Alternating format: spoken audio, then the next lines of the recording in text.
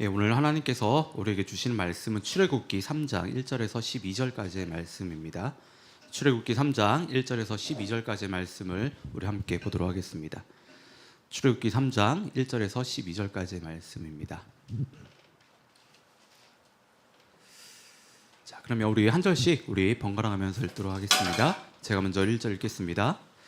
모세가 그의 장인 미디안 제사장 이드로의 양떼를 치더니 그 떼를 광야 서쪽으로 인도하여 하나님의 산 호렙에 이르매 여호와의 사자가 떨기나무 가운데로부터 나오는 불꽃 안에서 그에게 나타나시니라. 그가 보니 떨기나무에 불이 붙었으나 그 떨기나무가 사라지지 아니하는지라. 이에 모세가 이르되 내가 돌이켜 가서 이 큰 광경을 보리라. 떨기나무가 어찌하여 타지 아니하는고 하니 그때에 여호와께서 그가 보려고 돌이켜 오는 것을 보신지라. 하나님이 떨기나무 가운데서 그를 불러 이르시되 모세야 모세야 하시매 그가 이르되 내가 여기 있나이다.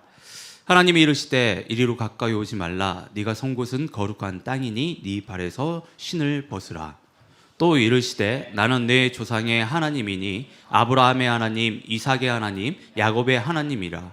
모세가 하나님 배웠기를 두려워하여 얼굴을 가리매 여호와께서 이르시되 내가 애굽에 있는 내 백성의 고통을 분명히 보고 그들이 그들의 감독자로 말미암아 부르짖음을 듣고 그 근심을 알고 내가 내려가서 그들을 애굽인의 손에서 건져내고 그들을 그 땅에서 인도하여 아름답고 광대한 땅 젖과 꿀이 흐르는 땅 곧 가나안 족속, 헷 족속, 아모리 족속, 브리스 족속, 히위 족속, 여부스 족속의 지방에 데려가노 하노라.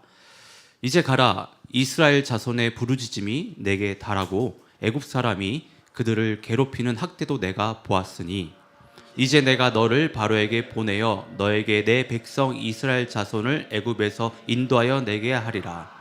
모세가 하나님께 아뢰되 내가 누구이기에 바로에게 가며 이스라엘 자손을 애굽에서 인도하여 내리이까. 하나님이 이르시되 내가 반드시 너와 함께 있으리라. 네가 그 백성을 애굽에서 인도하여 낸 후에 너희가 이 산에서 하나님을 섬기리니 이것이 내가 너를 보낸 증거니라. 아멘. 오늘은 저희가 함께 읽은 이 출애굽기 말씀을 가지고요. 나의 부르심이라는 제목으로 말씀을 나누겠습니다. 지난주에 여름 수련회 기도 제목 카드를 제가 여러분들에게 나눠드렸습니다. 다들 뭐 수련회를 위해서 기도하고 계시죠? 예. 제가 지난주에 이제 여름 수련회가 이미 시작됐다라고 생각하시고 함께 수련회를 위해서 기도하자고 말씀을 드렸는데 저희가 수련회를 준비하고 기도하는 그 순간부터 정말 여름 수련회는 시작이 됐습니다. 좀 그렇게 마음을 먹으셔야 됩니다. 8월 30일부터 9월 1일에 열리는 이 수련회는요. 우리가 수련회를 준비하고 기도한 것에 대한 그 열매를 확인하는 시간입니다. 우리가 그동안 얼마나 잘 준비했고 또 기도했는지 그것을 확인하는 시간이에요. 우리가 그때 정말 많은 열매들을 저희들이 거두기 위해서는 정말 지금부터 잘 준비해야 됩니다. 그리고 수련회를 위해서 정말 여러분들이 간절히 좀 기도해 주셔야 됩니다. 기도한 뿐만 아니라 여러분들의 마음의 밭도 이렇게 좀 갈구셔야 돼요. 가르셔야 됩니다. 이런 취지에서 제가 이번 주도 그렇고 뭐 다음 주도 그렇고 아마 좀 수련회와 관련된 그런 말씀들을 좀 계속 전할 것 같아요.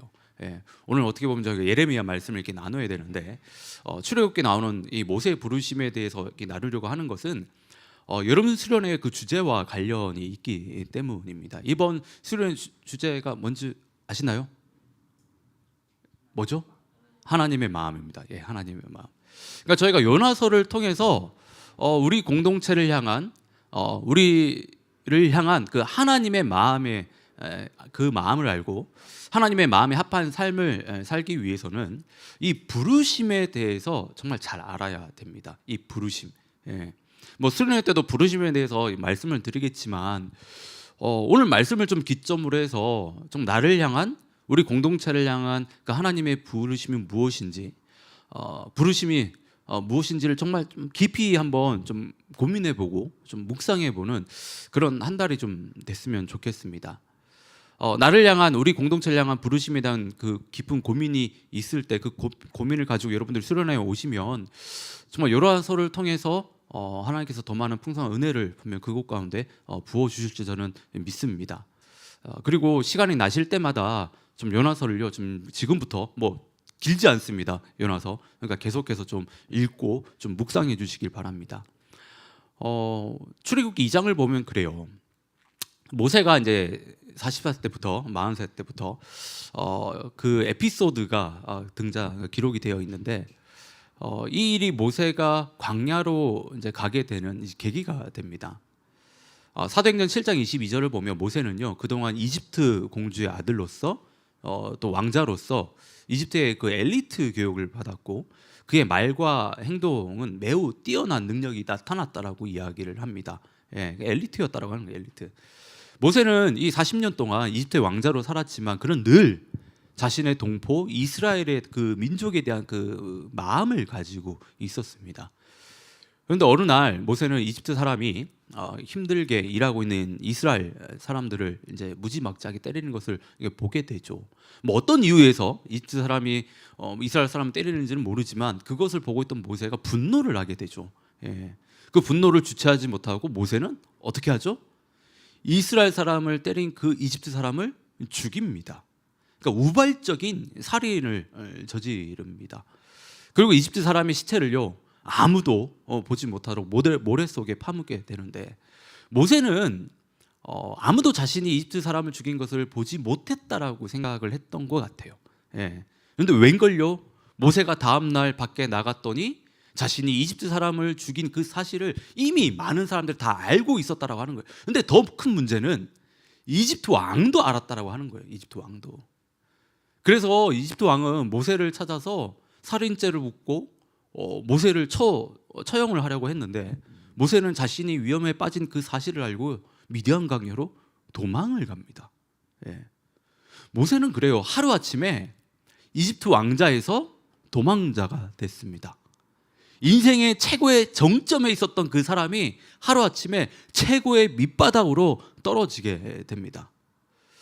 모세는 이제 어느 날 모세는 하루는 우물 곁에 앉아 있었는데 그때 미디안 제사장의 7딸들이 자신들의 양떼에 이제 물을 먹이려 우물에 왔습니다. 다른 목자들의 그 방해로 인해서 양들에게 물을 먹이지 못하고 쫓겨나게 되니까 이를 보고 있던 모세가요, 이제 그들을 돕게 되죠. 예. 그리고 딸들이 데리고 온 그 양들의 그 물을 먹이게 되는데 딸들에게 이 이야기를 들은 이제 미디안 제사장은 모세를 불러서 좋은 음식도 대접을 하고 또 자신의 집에 살게 합니다. 또 그의 딸 시보라와 결혼을 또 시키죠. 예. 모세는 미디안 광야에서 정착해서 정말 행복한 가정을 꾸리고 이제 목동일을 하고 이제 삽니다. 예. 세월이 흘러서 모세를 죽이려고 했던 이제 이집트 왕이 죽게 되는데 이때 이스라엘 백성들이 너무 힘든 노동을 인해서 아주 힘든 그 고난의 시간을 보내고 있었습니다. 그러니까 이들이 얼마나 고통스럽고 힘들었으면 그들의 신음소리가 성경을 보면 하나님께 닿았다라고 이야기를 하잖아요. 하나님은 그들의 그 고통의 그 신음소리를 듣게 됩니다. 이스라엘 백성들의 그 도와달라는 그 부르짖음을 들으신 그 하나님은 아브람과 그 이삭과 야곱에게 하신 그 약속을요 이제 기억하세요.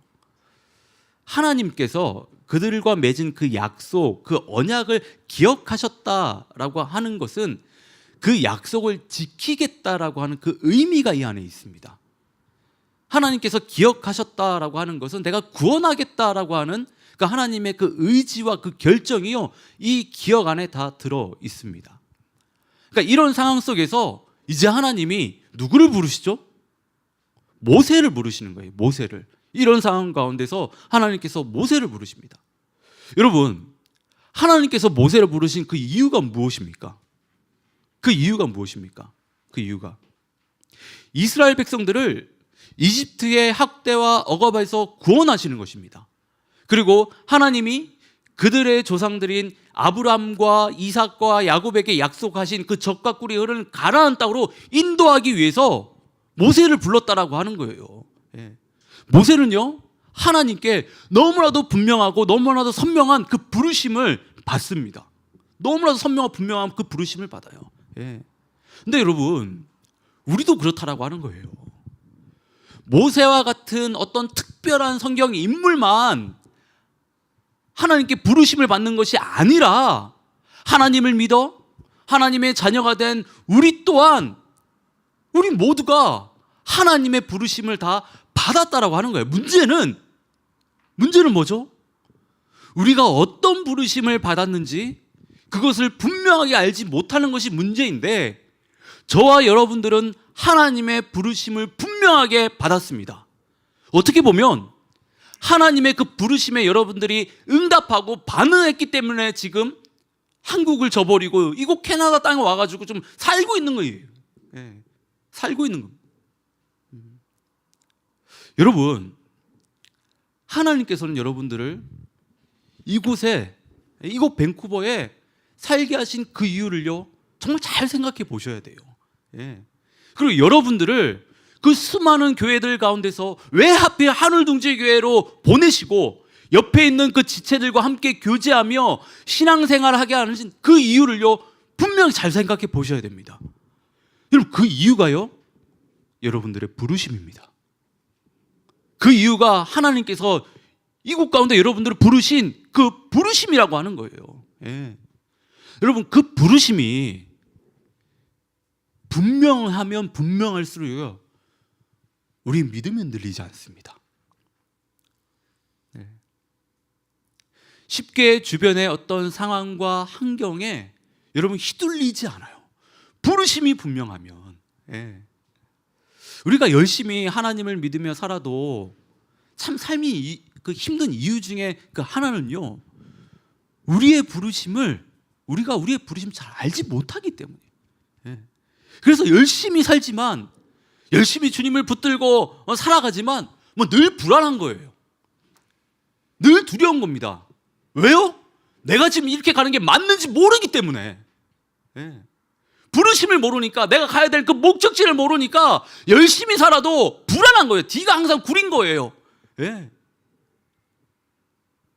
그리고 늘 그런 이야기 하잖아요. 이게 이렇게 사는 게 맞나? 열심히 살아도 이런 생각을 가져요. 예.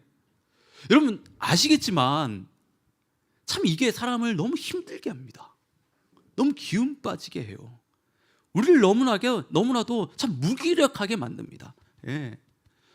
여러분, 정말 나를 향한 부르심, 하나님께서 왜 나를 이 캐나다 땅 가운데 이곳 가운데 부르셨는지, 이 왜 하늘둥지교회 가운데 부르셨는지, 지금 여러분들이 일하고 있는 그 자리를 하나님께서 왜 부르셨는지를요, 분명히 아셔야 돼요. 그래야 그곳에서 여러분이 힘들지 않게 일할 수 있습니다.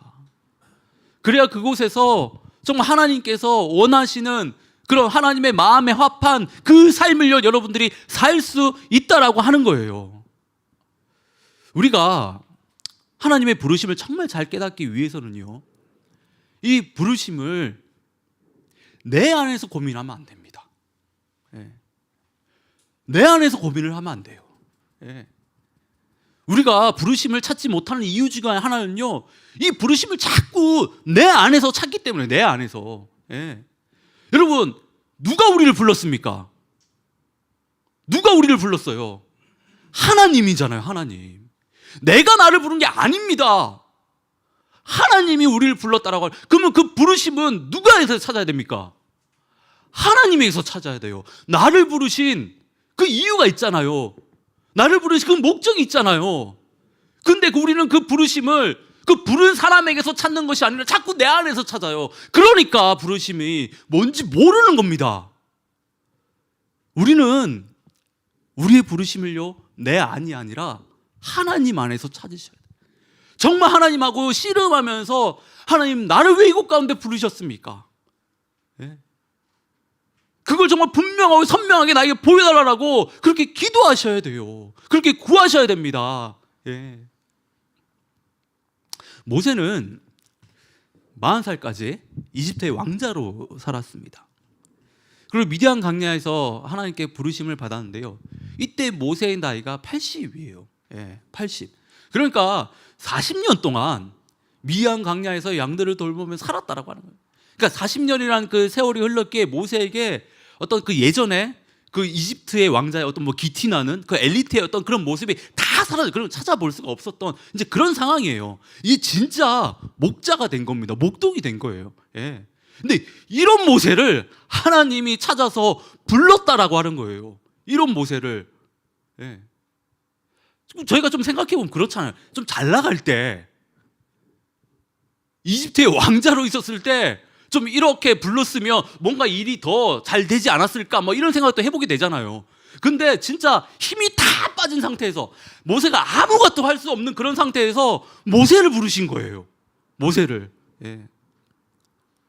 어느 날 모세가 양떼를 몰고 호렙산에 갔는데 떨기나무에 이제 불이 붙은 겁니다. 한번 뭐 PPT를 띄워주시면, 뭐 이런 나무에 지금 불이 붙은 겁니다. 광야에서 이런 나무에 이제 자연적으로 불이 붙는 것은 아주 흔한 일이라고 해요. 너무 이제 뭐 이렇게 메말라 있고 또 해가 너무 강하기 때문에 자연적으로 이렇게 발화가 돼가지고 불이 붙는다고 합니다. 예. 그러니까 모세가 처음에 그 불을 봤을 때는 뭐 자연적으로 생긴 불이라고 해서 뭐 지나칠 수 있었습니다. 그런데 문제는 나무에 불이 붙었는데 나무가 타질 않아. 나무에 불이 붙으면 상식적으로 타서 없어져야 되잖아요. 그런데 타지 않는 거예요.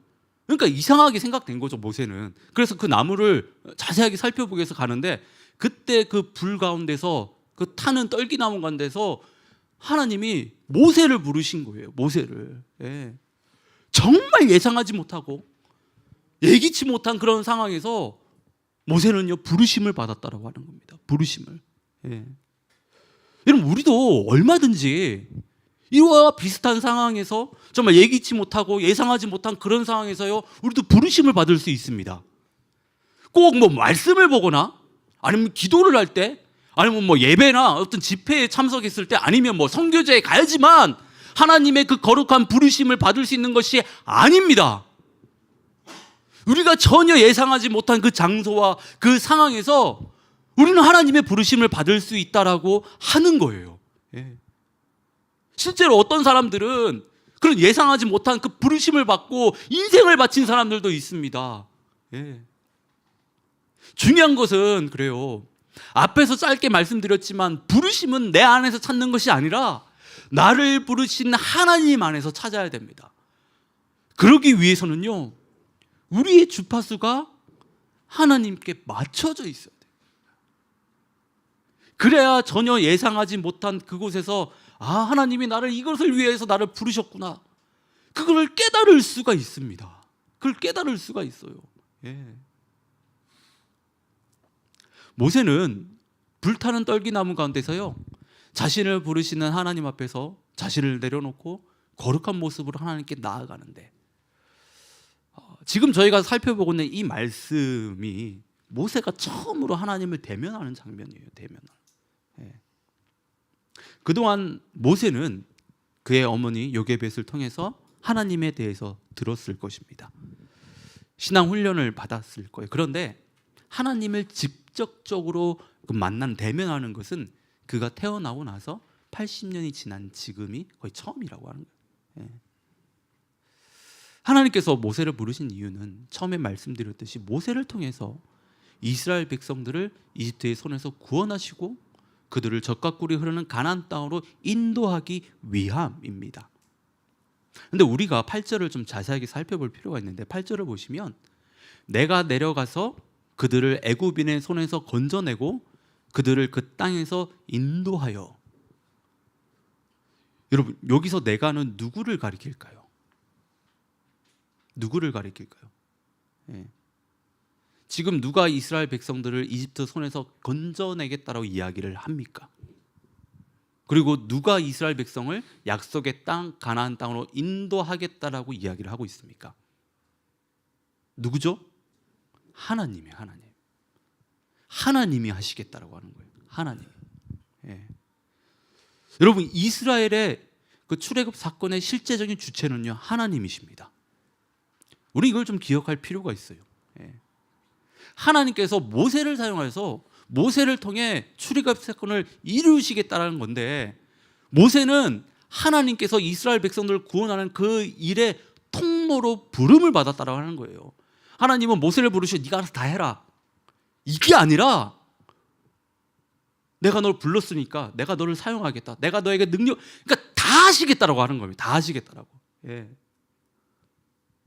하나님께서 모세에게 이제 가라고 명령하시면서 내가 너를 이집트 왕에게 보낼 것이다. 너는 가서 이스라엘 백성을 이집트에서 인도해 내라고 말씀을 하세요. 내가 너를 보낼 것이다. 너는 가서 그냥 가기만 해. 내가 너를 보낸다. 여러분, 지금 하나님께서 모세에게 말씀하신 이 분위기가 어떤 것 같으십니까?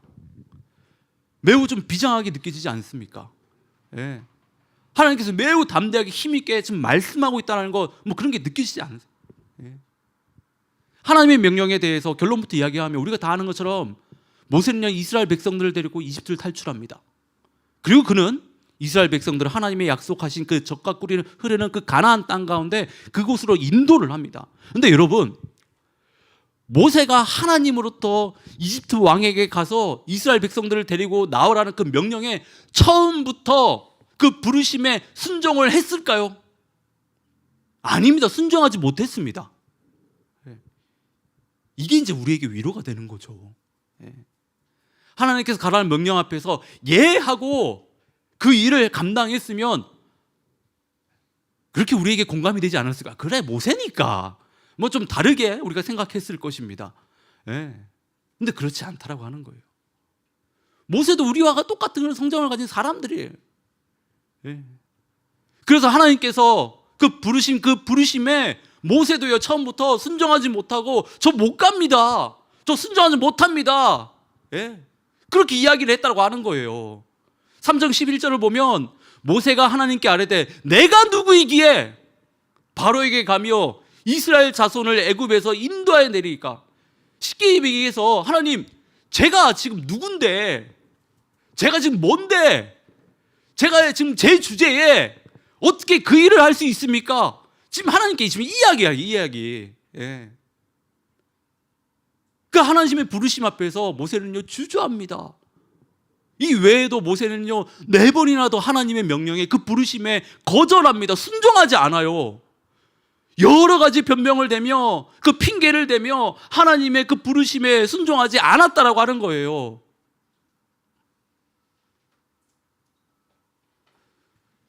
두 번째로 그가 하나님 명령에 거절하는 것을 좀 보면 13절을 너희 조상의 하나님께서 나를 보내셨다라고 하면 그들이 그의 이름이 뭐냐고 물어볼 거라고. 그러니까 이 질문은 당신은 누구입니까? 라는 질문이에요. 당신은. 그러니까 처음에는 모세가 그렇잖아요. 내가 누구입니까? 내 주제에. 이렇게 이야기해요. 이제는 지금 나를 부르신 당신은 누구입니까? 지금 이걸 묻는 거예요. 앞에서 이야기했잖아요. 모세가 직접적으로 하나님을 처음으로 대면했다라고요. 모세도 하나님에 대해서 잘 몰랐습니다. 모르는데 어떻게 이스라엘 백성들이 이 하나님을 믿을 수 있냐고 지금 이 이야기를 하는 거예요. 이에 대해서 하나님께서 뭐라고 이야기하시죠? 나는 스스로 있는 자다. 나는 역사의 주관자다. 지금뿐만 아니라 이전에도 나는 있었다. 그리고 이 모든 것들 내가 창조하였다. 그리고 내가 생각한 대로, 내가 계획한 대로 나는 모든 것을 다 이끌 수 있는 그런 사람이다.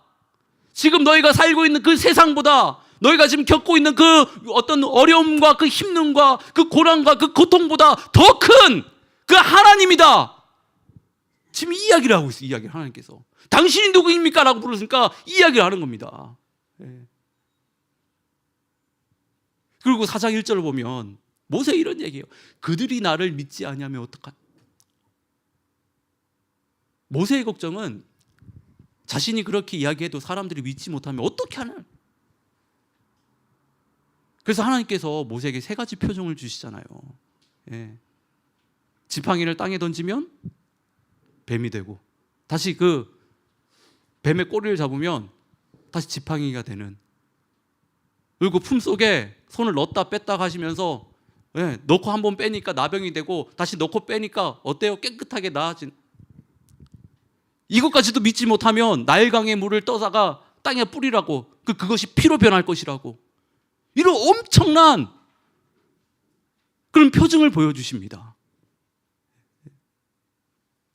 그럼에도 불구하고 모세는 믿지 못합니다. 순종하지 못해요. 수많은 그런 변명들을 계속해서 됩니다. 나중에 어떤 변명까지 되죠? 나는 말을 잘하지 못하는 사람입니다. 나는 말을 이에 대해서 하나님이 모세에게 네 입과 내가 함께 할 것이고 네가 할 말을 직접 가르쳐 주겠다라고까지 이야기하세요. 직접 가르쳐 주겠다고. 그러니까 지금 모세를 여러분 좀 잘 보시면 모세는요 하나님의 부르심에 있어서 정말 순종하기 싫었다라는 것을 저희가 알 수 있습니다.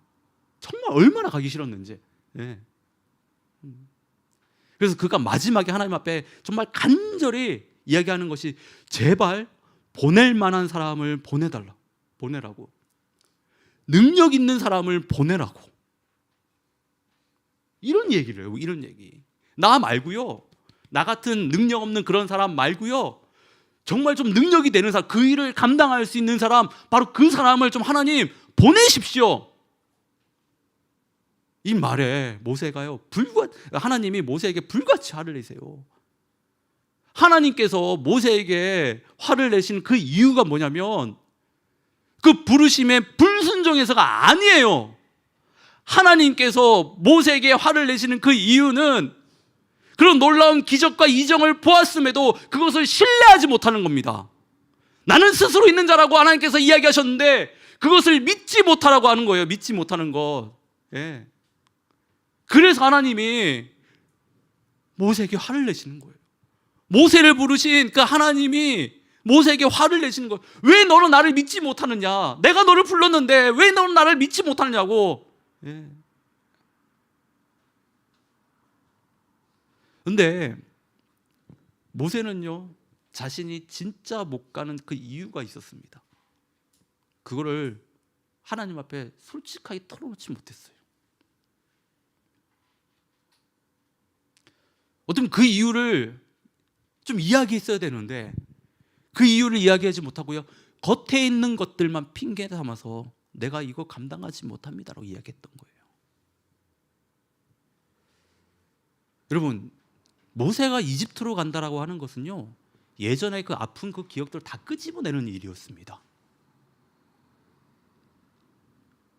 그는 이집트의 공주의 그 양 아들로 살았잖아요. 하지만 그는 늘 사람들에게 따돌림을 당했던 그런 사람입니다. 그러니까 또 히브리 사람들에게도 따돌림을 받았던 그런 사람이에요. 그러니까 자신의 그 어떤 그 아픈 그 과거를 되새겨야 하는 바로 그런 상황이었다라고 하는 거예요. 아픔이 있는 이집트였습니다. 그리고 그는 이집트에 가면 신분이 달라집니다.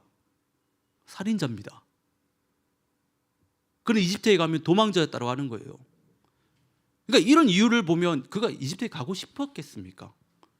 지금 내가 살아가는 이 삶이 너무 좋은데 지금 아들 딸을 놓고 잘 살고 있는데 시부라와 행복하게 양들 치면서 잘 살고 있는데 갑자기 하나님께서 나를 부르시는데 그 부르심이 나를 가장 힘들게 하고 아픈 그곳으로 나를 가라고 하니까 그걸 못 받아들이는 거예요. 못 받아들이는 거. 쉽지 않죠. 하나님이 근데 여러분 모세의 이 마음을 몰랐을까요? 하나님께서 모세의 이 마음을 정말 모르셨을까요? 아니요, 다 아셨다라고 하는 거예요. 그래서 하나님께서는 불타는 떨기나무 가운데로 찾아오신 겁니다. 아까 우리가 사진에서 봤던 것처럼 떨기나무는 너무 가늘어서 한낮에 뜨거운 햇빛에 불이 붙으면 금방 사라지는 아주 연약한 식물입니다. 근데 여러분, 불이 붙었지만 타지 않았어요. 왜죠? 왜죠? 하나님이 그 안에 계시기 때문에.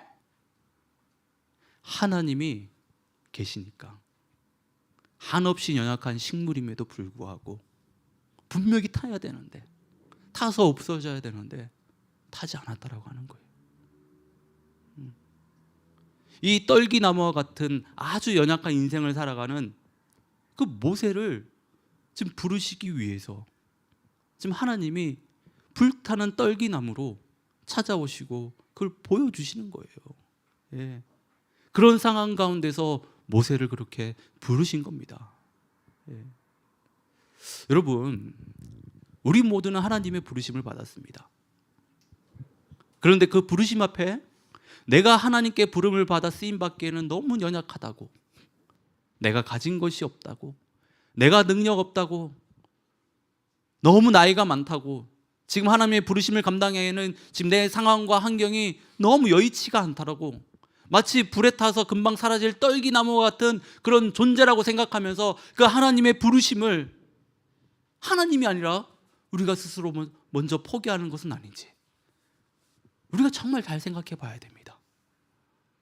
여러분, 전능하신 하나님께서 우리와 함께 하시면 떨기나무와 같은 연약한 우리지만 하나님께서 반드시 그 부르심을 이룰 수 있게 해 주십니다.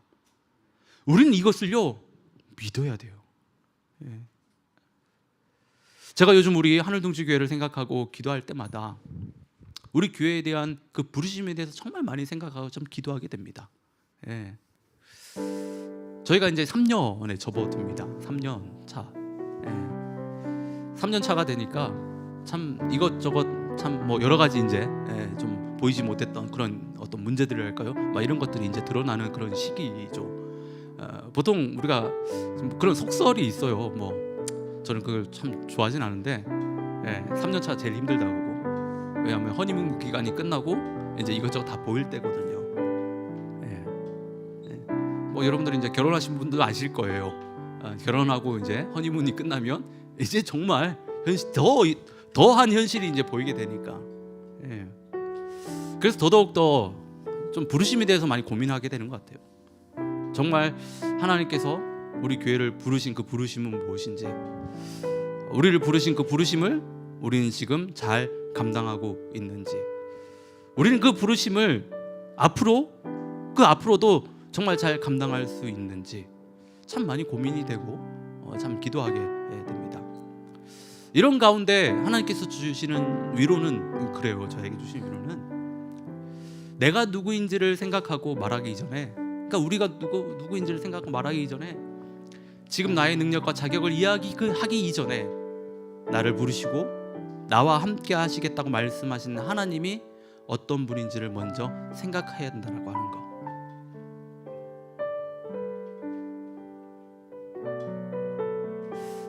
참 이게 저에게 참 많이 위로가 되고 좀 많이 힘이 됩니다.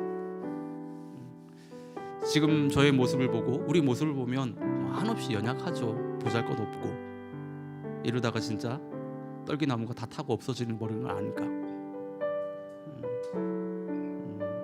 근데 하나님이 그 안에 계시다고 한다면, 스스로 있는 자라고 고백하시는 그 하나님이 그 안에 있다고 한다면, 연약하지만 부족하지만 하나님의 그 뜻을 이루신다라고 하는 거. 여러분, 우리 모두는 다 하나님의 부르심을 받았습니다. 우리 모두는 어떤 부르심을 받은지 모르지만 분명한 것은 하나님께서 우리 모두를, 저와 여러분들을 다 부르셨다라고 하는 거예요. 여러분 다 동의하시죠?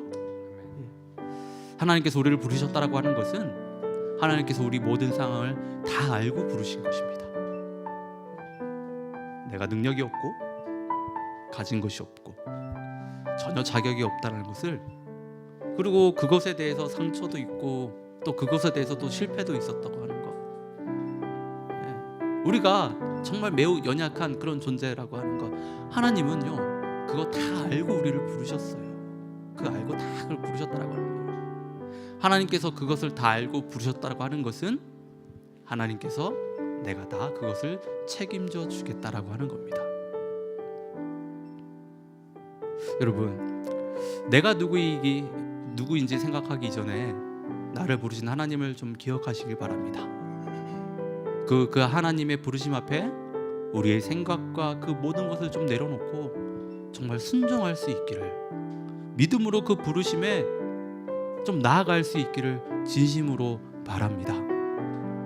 우리에게 필요한 것은 부르심을 감당할 수 있는 그 능력이 아닙니다.